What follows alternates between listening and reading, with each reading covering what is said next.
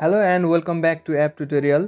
In this video I will show you how you can change your email address on the PayPal app. So let's start. First of all, open the PayPal app and log into your account. After you log into your account, tap on the profile icon and then visit the personal information section. Here you will find your email address, phone number and address that you have previously set. In order to change the email address, simply tap on this email addresses section.